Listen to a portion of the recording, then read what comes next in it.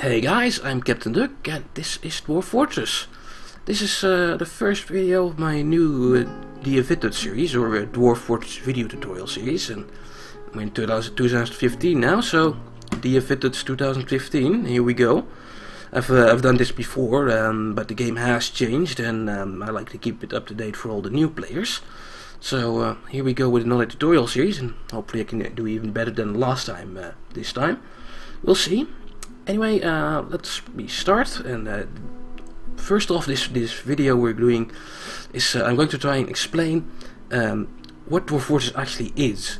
This game is actually complex enough that it warrants its own video explaining what it really does, because yeah, there is a lot to learn, and a lot of new players might have no idea what's going on.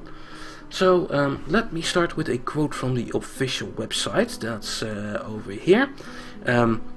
His official site, bay12games.com/dwarves, and yeah, Tody here says, Tody's the creator of the game, he says, Dwarf Fortress is a single-player fantasy game. You control a dwarven outpost or an adventurer in a randomly generated persistent world.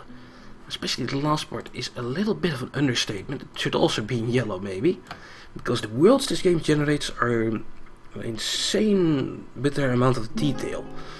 They're not only are they huge, but it creates its own history together with that, and yeah, and then later on you can actually play the game, and you can interact with that history and find out what happened in your world. And yeah, you can interact with the game in, well, 3 modes. There's Dwarf Fortress, Adventure, and Legends mode. Adventure mode here is a sort of roguelike game. If you know games like NetHack or Dungeons of Dreadmore, it's like that, but instead of going into a dungeon, you can explore the entire world you just generated. There's Legends mode, in which you can look at the history of your world, and this is just useful for some things, but not really gameplay. It's basically a spreadsheet. But the main meat and potatoes of this game is Dwarf Fortress mode, where you can start a fort and manage your dwarves and try to help them survive against all manner of creatures trying to take it from you or just kill you. And all of this interacts as well. You can start an adventure, retire him, and he might show up in your fortress, or the other way around. You start a fortress, retire it, and you might explore it with your adventurer. And it's some of the power that this game has. And yeah, whatever you do, it's just one step that happens in the history of your world. So to start off, let's go a little bit more in depth into world gen. Okay, so let me create a world so you can see how that looks like. Let me just make a standard world for now. Now you can see what's going on the right here. It's creating a world, and it's mountains are made, the seas are filled, there's cities being made, there's roads being made between those cities, and all manner of creatures are being born. And that's not just any creatures, not just the standard human, elves, dwarves, standard fantasy stuffs. It has all kinds of things, fantasy animals, real animals, and yeah, there's creatures like ducks, dogs, dragons, dingo men, dralta, demons, and so much more. Those were just a couple which started with the letter D. But you see the entire list, it's huge. And there's like other randomly generated creatures like forgotten beasts and night creatures and were creatures. There's a lot of things and creatures it creates. And these creatures, they live in the world. They actually have their own history, and anything can happen in their history. Yeah, they get born, of course, and then they can kill other creatures maybe, or maybe they get killed by another creature. They could maybe become a ruler, a king, or a queen somewhere, or maybe they fight in a war against the goblins, for example. Or let's see, anything else that could happen. There's so much stuff. People can get married, of course. They can be kidnapped by night creatures. There's a lot of events going on in the background here, and you don't actually even see that. You just see here, you see the world map, but not all these events. And those events, you can actually see them in Legends mode. So if you want to learn more about the world, you can look into that. But there are also utilities like the Dwarf Fortress Legends viewer, which makes that a lot more readable. So if you want to do that, take a look at the DF Legends viewer. Anyway, yeah, that's about it for world gen. World gen is not done here, but that's fine. We just press enter to stop it for a second. Use it as it currently is at 144 years old, and there we go. We've created a world. Now we can interact with that. Okay, now let's take a quick look at adventure mode. Create a little world for that to make things a little bit faster than that giant world we just generated. Anyway, adventure mode here, when we start, we can play as a human, a dwarf or an elf and explore the world. There's no real goal into the game, there's no main quest or whatever, but there is a ton of things to do. Here we're fine here, let's load the thing. This should probably be fine. We just make a crappy character which is just a swordsman.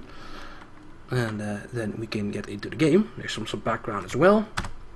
And here we are in the roguelike world of Dwarf Fortress, and we can actually go outside as well.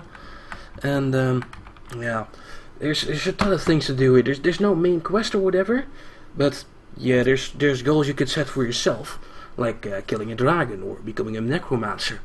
That's all fun things to do if you like these sort of games.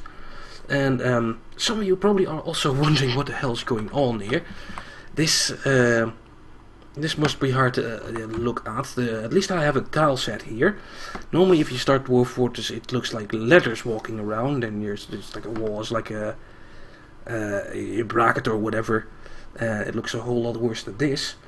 But it will probably take you a while to understand Dwarf Fortress like this. It takes a while to start to learn how to read the matrix, if you understand it. Anyway, yeah, consoles are like a roguelike game. I make a move, then enemies might make a move. And yeah, if you played Dreadmore, NetHack, or Dungeon Crawl, Stone Soup, or games like that, you'll know what to do. And yeah, let's have some fun over here. I want to end it as soon as possible. Let's actually go and attack this dude here. It will also show you the insane amount of death this system has. Let's chop him in the neck. And I've done that. Yeah, I'm a murderer now. Some other person will probably kill me soon if I walk around here. Was like expecting a gruesome death by another bystander here, and that to keep this video short. Oh, well, here we go. Let's see. I probably need to attack him again. Let's maybe we'll just dodge. Maybe I need to hit him first. Shift A. Don't worry about these things yet. Like you just see the insane amount of death here. And yeah, now I'm dead. I tried to grab him, and now he did all this to me, and I died. I'm not the biggest fan of adventure mode in roguelike games myself, so yeah, this tutorial won't be going much into depth with that. If you want to learn more about the adventure mode, just look around for there's other tutorials on YouTube, and they'll probably explain this game better to you than I ever could. Much better at going to Dwarf Fort. Anyway, let's actually go to Dwarf Fort. Okay, let's go to the real meat and potatoes of the game, Dwarf Fort, the game where you start a Dwarven Fortress. And yeah, in this mode you we'll first load up the world, and then we can choose a spot to embark in that world. Also, you see this calendar screen, it's generating the world and the history. And every time you play, it runs a little bit of extra history for the world, because yeah, it takes your dwarves some time to get there, and same with adventure mode. Now here's a world I generated earlier, and let's just start anywhere so I can show you what things look like. I don't know, middle of the fortress here. So this is a good spot, very flat, fine for this video. Let's see. Let's load up my old embark profile. There's a new one as well. I'll talk more about that in the next video. anyway, when this loads up, it's loading. Strike the earth.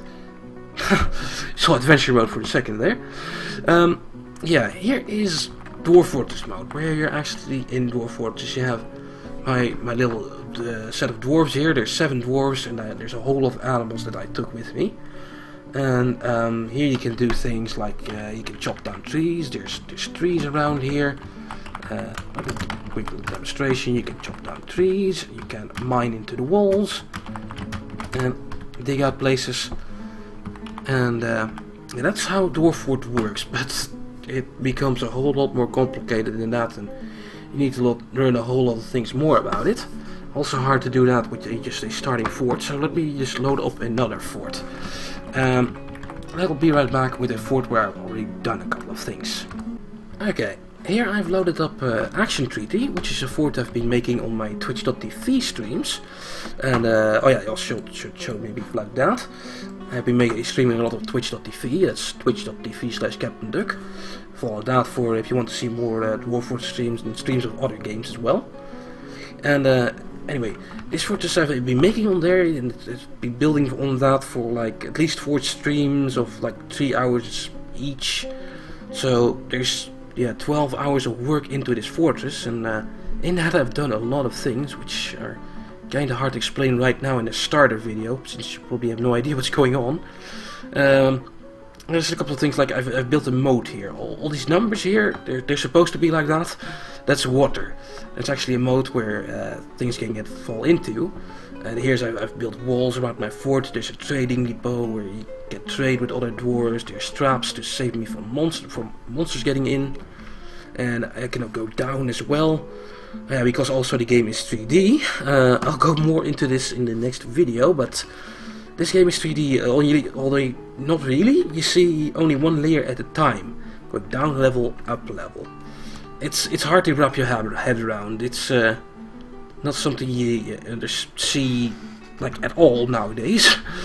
So I'll go more in depth into that in the following videos. But yeah, if I go down, I can show what else I've been making in my fortress. Like here's a place for all my dwarves making food. Here's a farm. Here's a plant stockpile. I've got a lot of food in this fortress. If I go down, there's a legendary dining room. Here's the military training. Here they are crafting stuff from rock to sell to the traders. Here they're making things from wood, like beds and barrels and that sort of stuff. Here I can create leather. Here's a furniture stockpile, not a furnace stockpile. Furniture. Here are my forges, where I can create tools out of iron and stuff like that. There's some iron and metal storage. If I go down, here are some mines where I've been digging out things like silver. Another stockpile. Here is where I keep my caskets of dead dwarves. There's I think a couple around here. Yeah, if your dwarves die, you need to take care of them and put them in a coffin as well. And very far deep down, there's also a hospital and a dining room and a jail. This game is complex. There's a lot of things to build, and yeah, that will take me a long time to explain all that. But I think that's enough to give you a little bit of a taste, at least, of what is happening in Dwarf Fortress mode and what you can do with it. So let's maybe end the video, because this is way too long for a video about what Dwarf Fortress is. But it's hard to do short Dwarf Fortress videos. It really is. It's such a complex game, and yeah, you just need a lot of words for that. Let's get out of here and get back to the menu. So yeah, this is Dwarf Fortress for now, for this first video. In the next video I'll be exploring more about what you see in the world, like the trees and how you control, like how you move the camera around and all sorts of basic controls, but not actually building anything. I'll start that in the third video, the basics video, which will have all the basic things you'll need to get started playing Dwarf Fortress and maybe even survive the first winter. And yeah, after that I'm going to try and make more shorter videos, like focused on one single topic, like on mining, with the new priority system and things like that, and make them smaller and wiki-friendly videos, like what you see on Minecraft wikis nowadays, where you have a video for a single thing. And yeah, so I'm hoping that will make the new DFVIDTUTS 2015 even easier to watch and even better for new players. We'll see how that works out though. But if you don't want that, if you don't want my help and just want to get started playing, well, you can just go to the game's website. That's right over here again. You can download the latest versions here from patreon.com/dwarves. I do recommend against that though, because there's a better version, there's a better way. That's a starter pack made by Paradox's Iron for Windows at least. Maybe I should show you also that there's lazynewpack.com. That's probably a better link for you guys. Go there. There's also a Mac version and a Linux version if you're into that. I'll be using the Windows version though, because that's what most people are using. And get that. These packs make things a whole lot easier. They give you like a little program, which, oh, that's Lightworks, which I'm using for other things. Let me get a second. Ah, there we go. Yeah, here, fuck man, there goes my concentration. Here's the program you get from the Lazy New Pack. Here you can load all sorts of things like graphic mods to make things look a lot better than the ASCII defaults, and trust me, it's a lot better than the ASCII defaults what you were looking at. And there's other useful utilities like the Legends Viewer, which I was talking about earlier. There's also the Dwarf Therapist, which is amazing and you need in Dwarf Fortress. And yeah, this Lazy New Pack /DF Starter Pack actually installs it all for you. So go get this, and then you can get started. And yeah, this link should bring you to the latest version of that. So yeah, go to lazynewpack.com, get your version of Dwarf Fortress and get started. And if you're too scared for that yet, if you still don't have any idea, then follow on and watch my next video, in which I'll explain more, like I said. Okay, I think that will do for this starter video. Yeah, you should be able to get started if you want right now. If not, wait for the next video. It's kind of redundant, but oh well. I hope you all enjoyed. I hope this video wasn't too long. And I'll see you guys later. Hey guys, here's a quick little note to show you my Patreon page. It's patreon.com/DFVIDTUTS.